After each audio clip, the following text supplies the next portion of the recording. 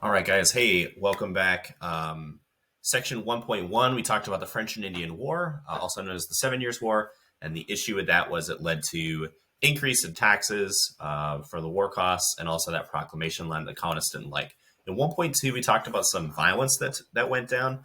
We have the Boston Massacre, we had the Boston Tea Party, and we ended with the First Continental Congress. The colonists were saying, look, we want to kind of smooth things over with the British government. So now we're picking up with that, and you can kind of see the direction this is headed. Things are not getting better. Okay, this is a conversation between, maybe yourself and maybe an ex-girlfriend or boyfriend that you had.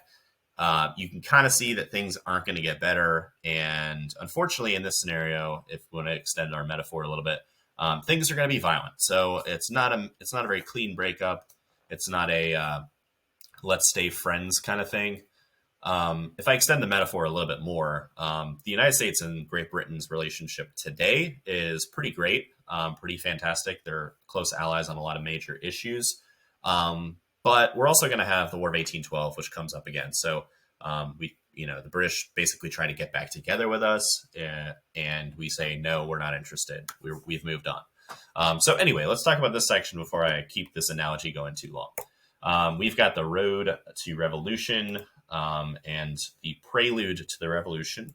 So the First Continental Congress we talked about in the last section, the colonists are getting together. They're from all the different colonies, and they are going to say, look, we just need to set up some militias just in case. Okay. They're not talking about war. They're not talking about independence. They're just talking about trying to protect themselves from British oppression. Where this kind of gets a little bit out of control is when the British troops are marching to Concord. Now, I want to be super clear because you guys are familiar with Concord, North Carolina. This is in Concord, Massachusetts. In fact, usually when I talk about this, I say it Concord because that really kind of sounds wrong, but it's also the place in Massachusetts, not the place in Concord, North Carolina. Also, what's confusing is there's a twin battle here, or this battle of Lexington and Concord, and it sounds like it is in our backyard in North Carolina, and it is not. This is Lexington, Massachusetts as well. So confusing place names. All of this is happening up north. In fact, if you lived at Lexington, North Carolina, or lived in Lexington, North Carolina, or Concord, North Carolina at this time, you might not even know that this event happened because, again, news travels by word of mouth or by newspaper, which has to be delivered on horseback. And Lexington and Concord were very underdeveloped rural areas that probably wouldn't have gotten a daily newspaper delivery. So anyway, let's talk about the event and why it's called the Shot Heard Around the World. So the British are trying to basically take a cannon and some weapons in Concord, and the militias say, no, you're not going to take our weapons from us. And this is where the British soldiers are going to march, and Paul Revere, William Dawes, and Israel Bissell are three guys that go on horseback and start alerting the colonists, saying, look, the British are coming to get your weapons. Okay. I had a slip there. I said the British are coming because it's so common to hear that about the bride of Paul Revere. The reality is they probably said the redcoats or the regulars are coming, because you have to remember that everyone in the colonies at this time is British. So saying the British are coming, on horseback running through a town, some guy comes out of his house and says, who are the British? Like, I'm British. That guy on the horse that rode by is British. Like, what British are coming? And so they were clear about, the soldiers are coming. So this poem, I'm not going to read it for you, but it is about the Battle of Lexington and Concord. And it is written by a poet that we're going to talk about in Unit 3, named Ralph Waldo Emerson. So he writes this poem. He becomes very famous for writing poems about America and American history. And so he's the one that gives this the title, The Shot Heard Around the World. So it is given that name because realistically, if you look at the American Revolution, it becomes a blueprint for other countries, other former colonies under Britain to have their own revolution. And so while this is not a shot that is literally heard around the world, you couldn't hear this in China. It is something that starts a series of revolutions around the world. Okay. After America has a revolution, France is going to have a revolution in 1789. And their revolution is a lot more chaotic than ours. Their revolution is to get rid of monarchy altogether. American Revolution was to get rid of the British government in North America. But the French end up beheading Louis XVI, putting in place a new form of government, and then ending up with a dictator in the form of Napoleon Bonaparte. So this shot heard around the world inspires other revolutions, is the point. And that's why it's given that title. Looks like that video on that last slide didn't exactly load, so I can drop a link to that. But the Second Continental Congress is where we're actually going to have discussions of independence. Okay, so we're meeting a year later. This is May 1775, and I want to point out this is after the British soldiers have already fired on American colonists. So this is more of like alarm bells are going off, like war is happening, we need to worry. And this is where George Washington, a veteran of the French and Indian War, he was a general in that war, is appointed as commander of the colonial army. Now, George Washington is a little cautious about this. He's worried that he doesn't have enough experience, but people kind of look around and they're like, yeah, but you're the most experienced person we got. And George Washington's record in the French and Indian War, as far as commanders go, was not terribly successful. So Washington is kind of like self-aware enough to know that he doesn't think he's going to be cut out for this. He doesn't see this as going to be a huge success. And certainly the early battles, as we get into it, are going to kind of prove him right. Now, it's Washington's leadership and it's Washington's ability to understand what his soldiers are going through and connect with them that is really going to help. And that's just the best leadership he can provide. So war seems extremely likely at this point. The colonies have a leader in the armed forces, and there's already been people killed in a battle, more of a skirmish, but the shot heard around the world. And there is Washington. One other thing about Washington worth pointing out here is he was, I believe, 6'1", which at a time where most men were about 5'4", he is a giant. And so he walked into a room, people were like, pow, there's Washington. A couple other people I want to point out here is we got John Adams here. John Adams, if you remember, we talked about this Boston Massacre. He plays a pretty important role there. So John Adams is our Massachusetts guy. Not quite as unhinged as Sam Adams, who is the revolutionary guy, who's saying we need to destroy stuff and burn stuff down. And then we've got also another founding father, Benjamin Franklin here. Now, Franklin is not going to be president. He is one of the few people on U.S. currency who is not president, but he's hugely influential in this. Okay, so Benjamin Franklin, despite not being president, is going to be significant for the American Revolution. Okay, another battle here, and this is again before there's really like a war that's been declared. So these battles are happening, and the colonists are kind of like, can we prevent for more battles, or can we prevent anything from happening? And it's looking increasingly like that's not likely. So Battle of Bunker Hill, it actually takes place at Breed's Hill. So this is another thing that just historians and how things went down decided to name things poorly. This is June 1775, and the British are going to try and take an overlook, a hill that is a strategic position. You got to think war at this time, it's a lot about taking the high ground. After World War II, where you have planes dropping nuclear bombs, wars don't really need taking the high ground. It's not really an important tactic. This is the deadliest battle of the war. Now, again, this is not something that people are considering, oh, this is a war, right? There's still little conflicts. People are dying, but this is going to be a major battle here. The colonists lose, but they're able to spin this as a victory to try and get people on their side. Like, they didn't lose as bad as maybe they should have or they were expected to. And so the colonists, especially the armed colonists who survive, are able to say, look, we need more support. We need people to buy into this. Like, we're going to keep losing battles, but if we have people's support and if people try and pitch in, we're going to succeed. And so, again, with the loss here, the British government does get control of that Breed's Hill, that strategic location. At this point, the Second Continental Congress says, look, can we just stop fighting? And they write a letter to the king. This is called the Olive Branch Petition. Olive Branch is historically and symbolically meaning peace. And so the Olive Branch Petition is sent to the king. The king is rumored to have not even looked at this and said, "What are these colonists doing writing to me? Like they think that we're equals." And so he doesn't even look at it. He refuses to sign any agreement. And when the colonies hear this, they are outraged. I want to talk about this painting briefly. I could get sucked into art history stuff really quick, so I don't want to do that. But this painting is a classic. It is by John Trumbull.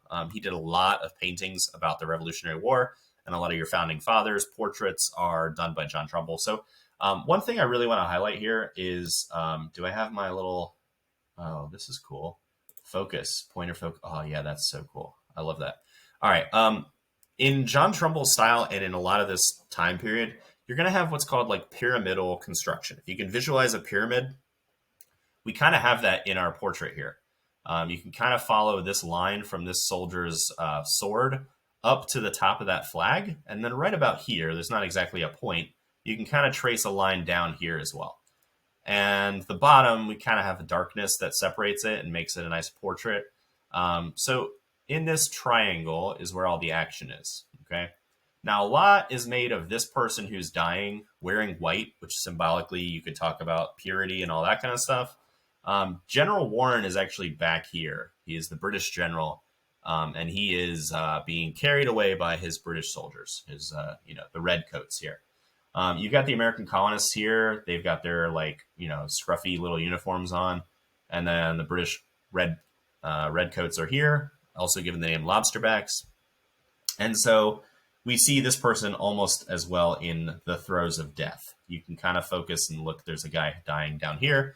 And then this guy certainly isn't doing well either. We've got some injuries. So it's really trying to make this a super dramatic scene where this is basically the point in which this bayonet is going to be driven into this colonist. And so it makes for a dramatic reading of a event.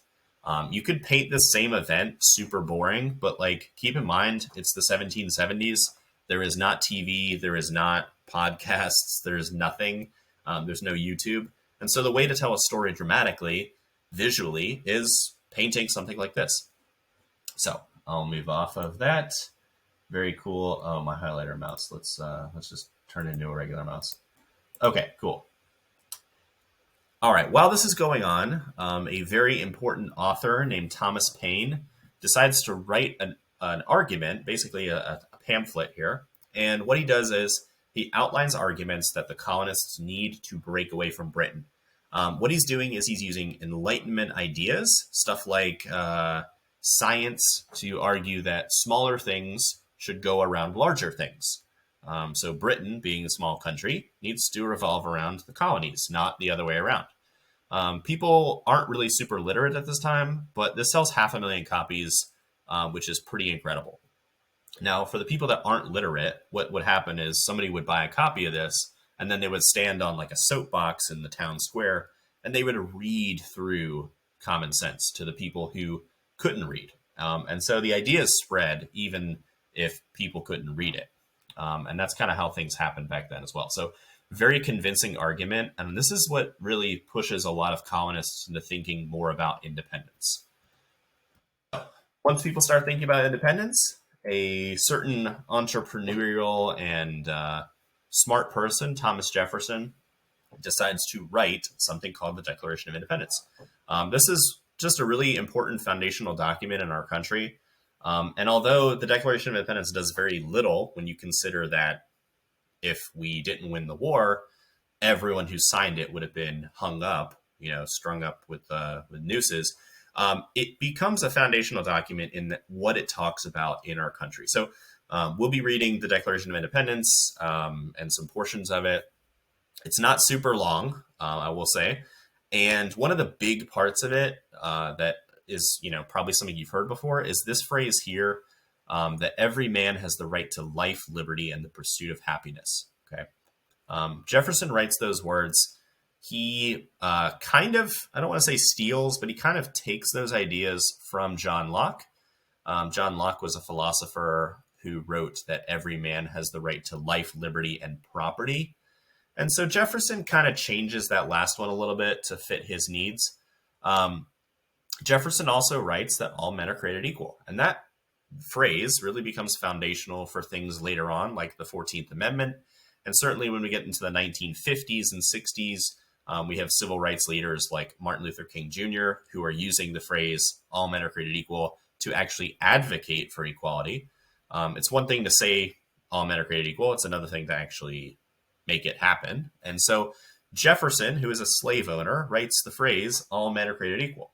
It is one of Jefferson's great ironies. Of course, in his defense, not that I want to spend too much time defending a slave owner who has children with a 16-year-old slave, but in his defense in that time, slave owners, of course, did not look at slaves as people. So when he writes all men are created equal, he is not thinking about slaves in that. His brain is able to establish that slaves, while they are people, are not actually men and don't deserve those rights. So, it's really tough to kind of do the mental gymnastics of what Jefferson might have been thinking as he wrote those words, but he certainly was not someone who is pro-equality, even if he writes the most famous phrase in maybe our government's history. And he says that that governments derive their power from people they govern. That's kind of the social contract, this idea of popular sovereignty. John Locke, also a proponent of the social contract. And so he's taking all these Enlightenment ideas, similar to Thomas Paine in his pamphlet, and he's putting it in a singular document, which outlines why the American colonies can no longer be part of the British government. This is hugely influential, and it is signed on July 4th, 1776, which is where we celebrate Independence Day.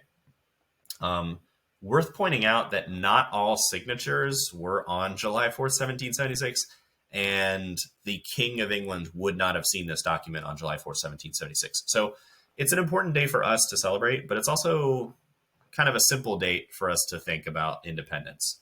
Also worth pointing out that the Declaration of Independence really did nothing. And I've said this already, but if we lost the war, the Declaration of Independence would have just been, left in the scrap heap of history. So the conflict that ensues and the conflict that we have to win, that's what gives the Declaration of Independence its significance. Basically, with no war, this is just a piece of paper. So worth pointing out, and that I have this sign in my classroom, history resists simplicity. Not all colonists were pro-independence. In fact, we have our patriots, people that are supporting independence. We have our loyalists, people that are supporting Britain. And then we have the whole third of the country that doesn't even care about this.